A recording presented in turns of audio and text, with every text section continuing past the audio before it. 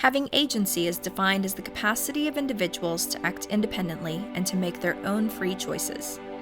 Tune in to get an inside look at the inspiring uphill climb of businesswomen from around the world. I'm your host, Cheryl Gillihan, and this is Woman-Owned Agency.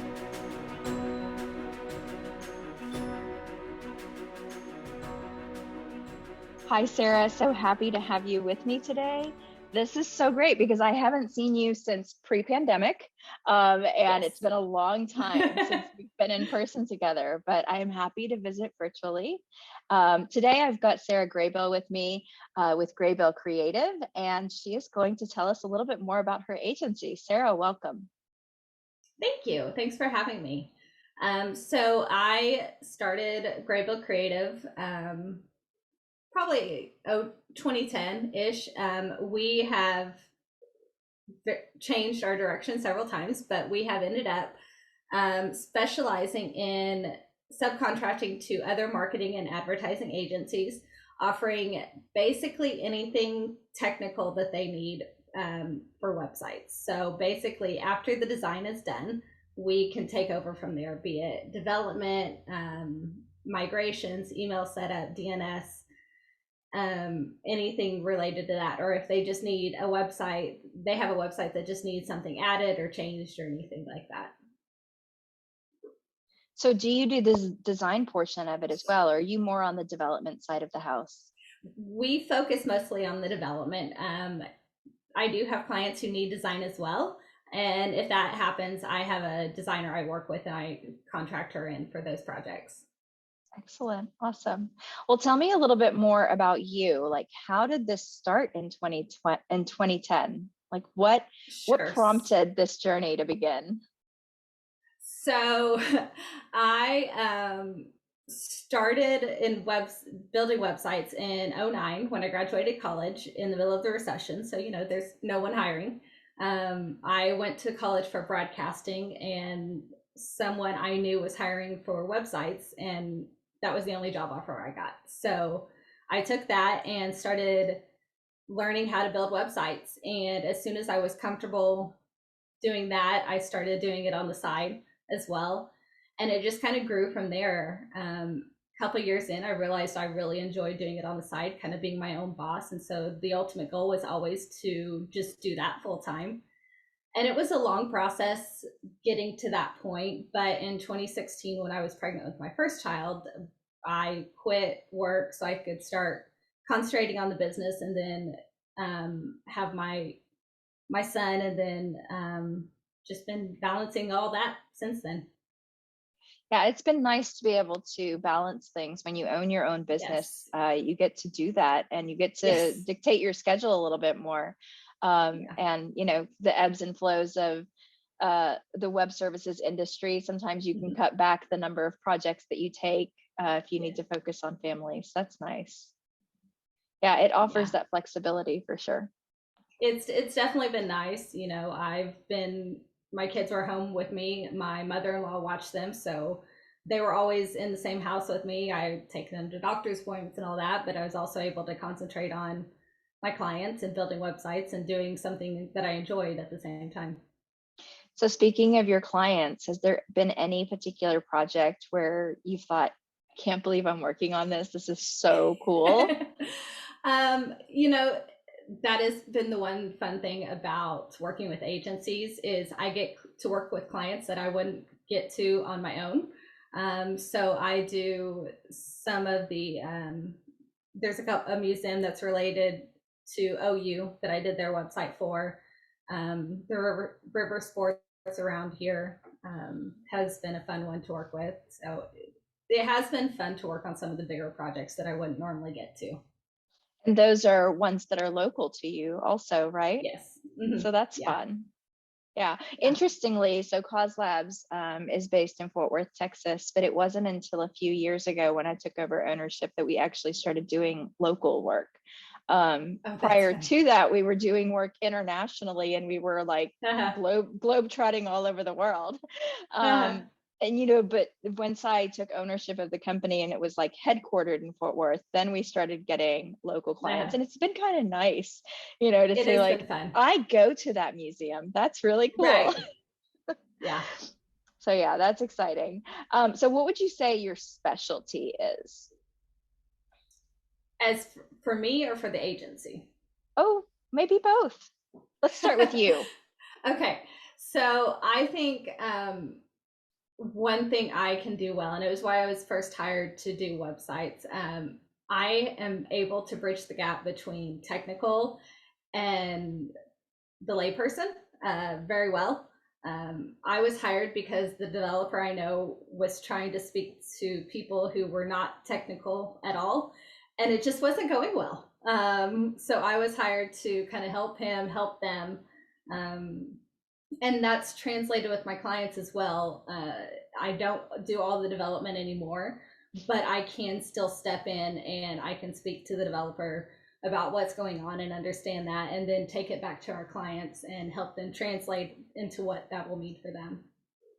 So I just sent an email this morning, and I remember after I hit send, I thought, I wonder if I should have worded that differently. Because I said, who do I need to be in contact with to get your DNS transferred? Uh-huh. And I was like, Yes. I wonder if they know what I'm talking about. Uh-huh. Yep. But I don't know how to word that particular phrase any differently. That one's a little harder. Yeah. I was like, it's about as simple as I can make that one. Uh-huh. And so I was like, I guess I can ask them who has access to their domain. Yeah. Can you So give yeah, me the login?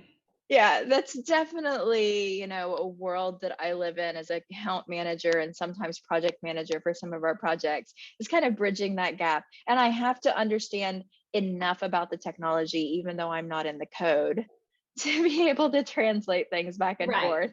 Uh-huh. So that's an important role. So what about the specialty for your agency? I think it's been our clients have really, like, most of them don't have developers on staff. They have a designer who maybe does the development, but that's not their focus.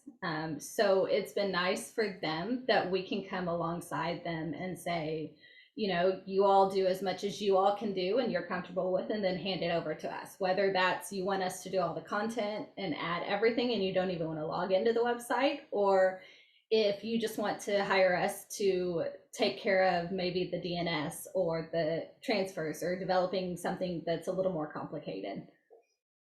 So you have owned the business for over a decade now, Mm-hmm. right? Yeah. And you mentioned your mom earlier. Is there anything that like is misunderstood about, owning your business and the work that you do, particularly in your mom's eyes? um, no, actually lately my mom has been helping me out with some of it. It's grown within the last I couple of years. love it. And so she has had a crash course on learning what all this means. And so there's been lots of questions. But, my neighbor down the street asked me if I'll come fix his printer, or, stuff like that. And you probably could, but Right. it's not It necessarily what doesn't you relate to do. what I do, but yes, I can come help you with your printer. Yeah, I think the biggest misunderstanding for me, because I've always worked from home. Since 2010, I've had a remote job. Maybe even before that, I was working remote. Like before remote was a thing, I was remote. Right. And so I think my mother thought like I was unemployed. And she didn't understand that like working from home was a thing. Right. And that you could have a full-time salaried position or own a company and be working from home. And maybe that was like a big discovery for people when the pandemic hit of Yes. like, this is possible. I have run into that. My mom wants to go shopping during the day, or someone wants to go do something and they forget that, no, I still have things to do, even though I'm at home. Mm-hmm. Mm-hmm. Yeah, and it takes focus. I think that, and Yes. it takes discipline too. I think that's the one thing where people said, "Oh, that's so nice because you can do the laundry and take care of the kids." And I'm like, "No, I can't do any of those things." There's still so much to do. Right. The best thing that happened was 2 years ago, after my daughter was born. My husband built my office in the shop. So it's not within the house where everyone can come in. My kids aren't always coming in. And there's a separation. So it's not easy for me to just get up and go do the laundry or anything like that. Yeah, it's good to have your space because it does It take that is. discipline It's and nice. focus, especially in business ownership. There are things that I love doing, and it's why I'm in the business that I'm in.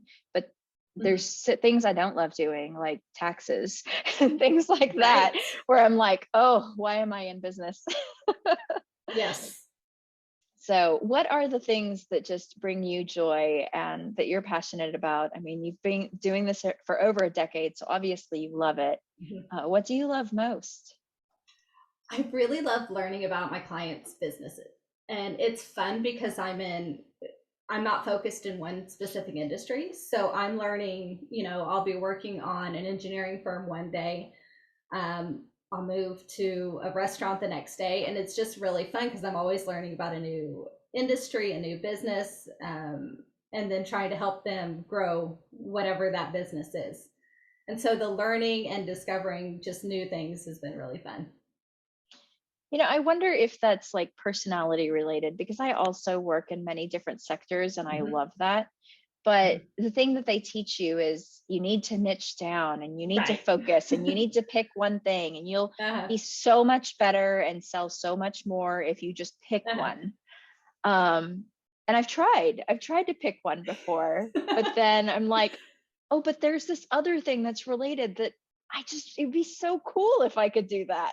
Right. Well, and I feel like if I get to do one thing too long, I get bored and it becomes monotonous for me. And so always changing it up keeps me interested. Um, and I work a little better that way.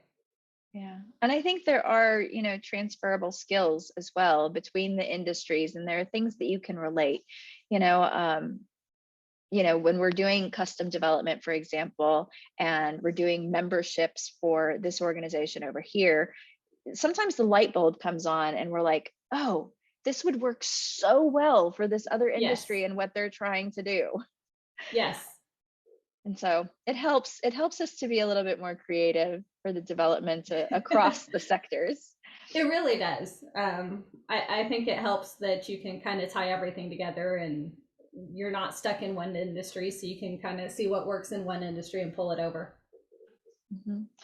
And so you mentioned earlier in the conversation that you're mostly working with contractors and you've got 1099. Do you have employees on staff as well? No, I just hired this week. She's still a contractor, but she's my first part-time, a set number of hours every week. And so we're just starting that out. And it's been pretty fantastic to have someone that I know will have so many hours to devote every week, and get things done. That's exciting. Yeah. Yes. So I have, worked with both employees and Hmm. 1099s, long-term contractors, short-term contractors. And it's just such a different world, and I have just been exploring all of the other agency models. Like, what are the possibilities? What are the ways to do this? Yeah. You said you also partner with a lot of agencies. So we're doing a lot Hmm. of that also. And we do that in multiple ways. Sometimes, we've got a client that's been working with us for a long time. We partner with an agency that has a specialty that we don't have. Hmm. And the client works with us and the agency works through us with the client. Hmm. Yeah. And that seems like the way that we would work with Graybill Creative. Yes. And then there are times when we're like, well, we're just not a great fit for this Hmm. project from the outset. And here's a list of our partners, and these two might be the best fit. Like, Sure. go have a conversation with them. And so that's been really nice too, because I feel like I'm still helping. Right, right. And I see that across the board. I have a lot of agencies who bring me in for their clients, or if they get a client in who's just not the fit, they go ahead and send them on to me. And so it really just depends on the agency and how everything fits. Yeah. Well, are there particular women owned agencies that you work with that you would like to give a shout out for? Sure. So Crystal Oaks of Oaks Creative House, she does all my design work. She is fantastic. And then Yvonne Barrier, she actually owns a virtual assistant agency, and I get several people through her. So those are the two I really work with a lot. Virtual assistant. I've never used a virtual assistant. Like, I have an executive assistant, and that has been a lifesaver. Yes. So can I just say, for any, not just woman-owned businesses out there, but for any business owner, having an assistant has been a lifesaver. It makes a huge difference. Even if it's just triaging the email. Yes. And prioritizing things and reminding me about things. But have you worked with a virtual assistant? What has that been like? I actually have two I work with now, and they're both through Yvonne, and they're fantastic. They were some of the first people that I brought on regularly to work with, and it made such a difference. I feel like each person I bring on, I'm able to do a little bit more and grow the business a little bit further each time. That's great. That's great. So you're growing. What's next for you? So because I am, I'm woman owned, and I am looking at doing some government contracting, mostly subcontracting to other agencies who are going to go after it as a prime, but I know a lot of them look for the minority owned or woman owned. So we're going to explore that a little bit.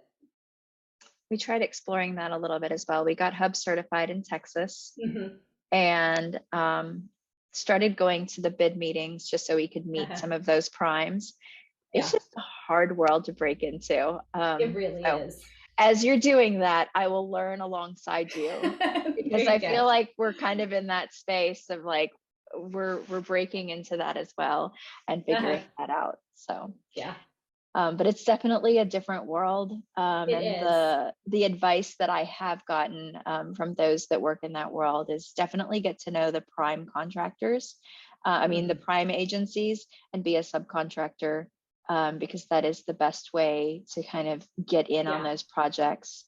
Because a lot of them already own the contracts with some of those government agencies. Yes. Yeah. So. Well, if there's anything that you're like listening to right now, reading right now, curious about, share with our audience any like interesting tidbits that are happening in your world. So right now I'm learning about having employees. That's what I'm trying to learn about right now. The best way to make sure all that goes smoothly. So actually I'll take any advice and reading on that.